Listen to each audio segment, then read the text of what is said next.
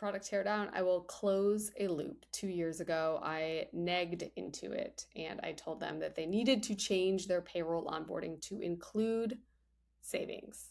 I said, this is the biggest way you could drive short-term savings in America, and payroll providers are dropping the ball.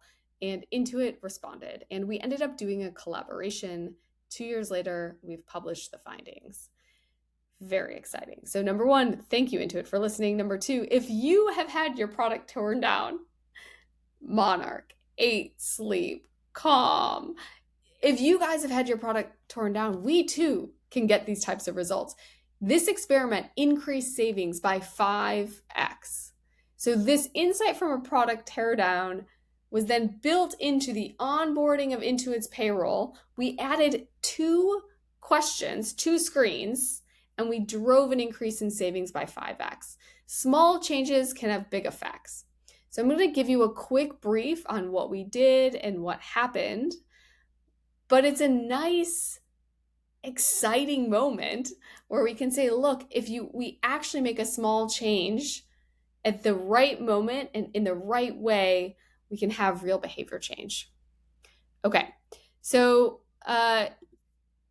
the core idea here came from existing research. As you remember, behavioral scientists aren't people who just dream up new ideas. We actually look at existing research. We look at what's actually worked and what hasn't worked, and then we build our hypothesis based on that. So this core idea comes from retirement savings, where automatic enrollment tends to drive retirement savings. If people are automatically enrolled in retirement savings, you have over 90% of people savings. If they're not, you likely have under 50% of people saving. This is not a preference decision. It's not people hate retirement savings and they don't save, or love retirement savings. It's a fully designed decision. If you're opted in, if you're automatic enrolled, you are saving. If you're not, you are not. So the question we ask is, how do we apply that to short-term savings? Obviously, we just opt people in. Everyone have short-term savings accounts. But legally, you can't do that. Legally, you cannot, Wells Fargo, hello, you cannot create automatically short-term savings accounts for people. That is illegal. And so you do have to ask them. So then the question becomes, how do you ask them? And, we've worked with different banks where we pop something up and say, do you want to create a savings account? And single digits respond to this. It's just not the right time. You're going to a bank to pay your bills. You're logging in to do another task. We can't really shove a savings account in your face and say, can you save? The time that people are thinking about something is the time you want to ask them. And they're thinking about savings at the point that they get their paycheck. At the point that you get paid is when you would actually want to save. You're not going to wake up on a Sunday and transfer money in. You actually think about your money when you're doing a direct deposit and getting paid. So we said, let's pair it with that, which again means the onboarding of payroll. And so what we ended up doing is saying, look, Intuit, you actually have the tech for this. You can do it. In the settings, there's a way to add 2 accounts. We're not inventing something new here. Around 3% of people are already doing this, but can we add it to the flow? And we thought deeply about these decisions about how to add it. I'll give you 2 examples of how we thought about it. So the first one is look, at some level, savings is not as normative as you like. It may be in Eastern countries, but in the US, I don't know what my friends save. I don't know what's in their savings accounts. And so when we're designing this flow, we basically have to say people don't have a clear anchor about what to do or what not to do. And because of that, we want to basically create the path of least resistance to be savings. It's not that we're going to force people to save. It's just that the opposite of that, if the path of least resistance was not savings, it's not like you have a pre-existing norm to fall back on. You really don't have anything. And the research we relied on here was flu shots, where basically if it feels like a continue mindset, the next step is just to get a flu shot versus do you want a flu shot? Go schedule it. That is a different kind of mental model of what flu shots are and how they fit into your health routine. So when you kind of make it the path of least resistance, a doctor schedules for you, more people get flu shots. Great. So how does that translate into an actual design? We just said next. So instead of saying we're set up an automatic savings account, next, it's a continue mindset. Now you have multiple ways to opt out. You could go back. You could say don't set up savings. So we're not forcing people in. We're just creating the path of least resistance. So you're not questioning, is this the right thing for me to do? And the second question we asked is, how do we get people comfortable with the number that they're going to save? And in one world, we could say everyone's going to save $20. Great. So we actually don't think that that's the right answer. We've done an experiment. This is a common sense lab led by Meryl Beasley. We did an experiment where we basically said, look, here's you can open a retirement savings account. It's 3%. Do you want to do it? Versus 10%, 6%, or 3%. You've heard me talk before. We know this is the toddler example. You never ask a toddler to put on a coat. You say which coat you want to put on. Humans work the same way. And so in this case, more people opted into retirement savings with some sense of choice architecture. So that's what we did for this. We said, look, it's going to be 3 options. We're going to have a middle option. We're going to recommend, but they're going to get to choose. It's not a do you want savings? It's which of these amounts do you want to automatically save from your paycheck? But we did have a conundrum, which we didn't know if it would be dollar amount or percentage. We had no idea.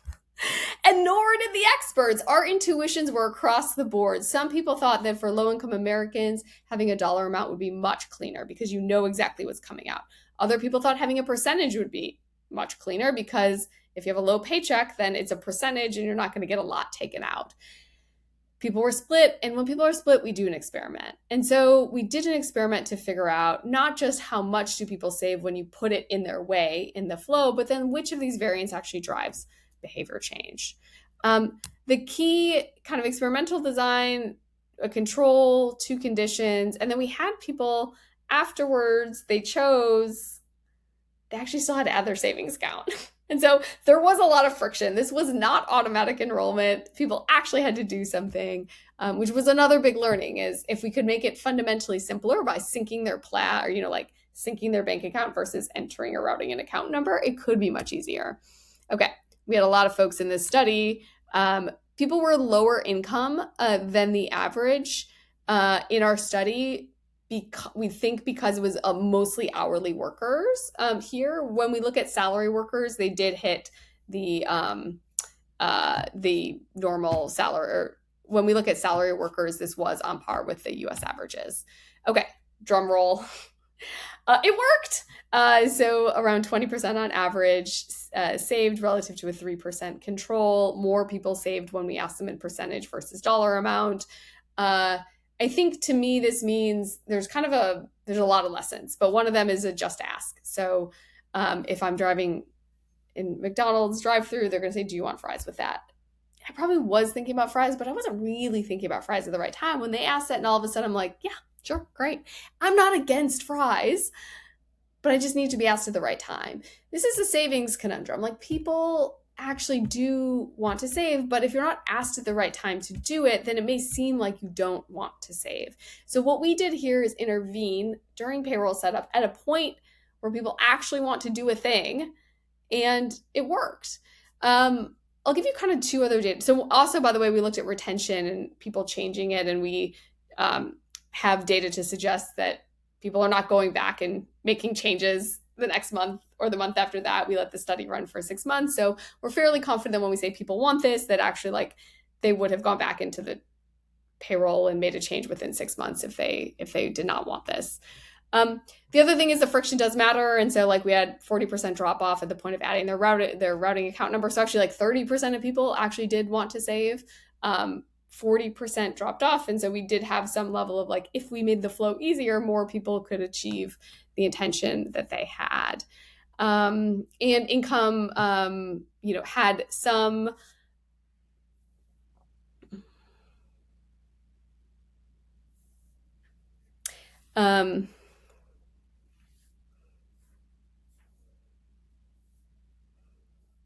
income did not have a strong effect on take-up rates and participation, and income did not have a strong other results. Income did not have a strong influence on take-up rates. People did keep it in over time, and turns out recommended works, where most people are choosing the recommended option. So 3.7% in the percentage and $54 on average in the monetary. And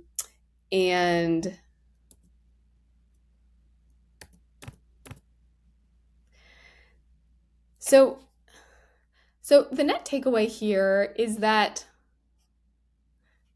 So the net takeaway here is that we didn't pay people to do anything. They were using their own bank account. We didn't create a bank account for them. Employers didn't have to opt in. This is just adding 2 questions at the right time to a UX flow. Any payroll provider could do this. Banks could do this also on sign up. These are very small interventions that can fundamentally change short-term savings in America. We don't complain about retirement savings. Hey, people just don't want to save for retirement. We go to the employer and we say, have you opted into automatic enrollment? And I think we need to have that same type of mindset for short-term savings. It's a short-term savings crisis in America. People don't have enough money for a $400 expense. Why are we complaining about this? Why don't we look at the systems that are driving the financial highways and try to make changes to that? Okay. Thank you, Intuit, for participating in this. And if you are any kind of financial company, would love to discuss how you roll this template out. And if you are a company that has listened to these product teardowns, now is the time to reach out. Let's do something together.